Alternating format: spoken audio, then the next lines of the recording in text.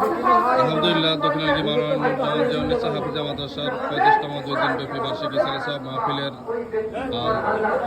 শেষ কর্ম দিবসের শেষ পর্যায়ে আছি আমরা। আমাদের তাবারক প্রস্তুতির কার্যক্রম চলছে। আপনারা দেখতেছেন যারা তাবারক প্রস্তুতির দায়িত্বে আছেন সকলের জায়গা থেকে আন্তরিকভাবেই সহযোগিতা করে যাচ্ছে। এখন মাহফিলের কার্যক্রম নিয়ে আপনাদের সামনে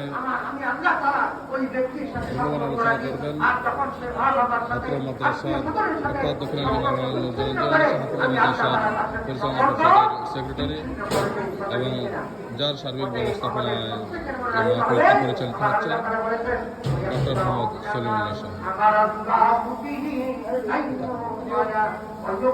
আপনারা সবাই দোয়া করবেন আমরা যেন সুন্দরভাবে আমাদের এই মাহফিলের কার্যক্রম শেষ করতে পারি এবং আল্লাহ যেন আমাদের এই মেহনতকে, এই পরিশ্রমকে আল্লাহ কবুল করেন এবং যে উদ্দেশ্যে আমরা এই মাহফিলের আয়োজন করেছি সেই যেন উদ্দেশ্য হাসিল হয় এবং আল্লাহ তাআলা যেন আমাদের সবাইকে কবুল করেন। সবাই বলুন আমিন।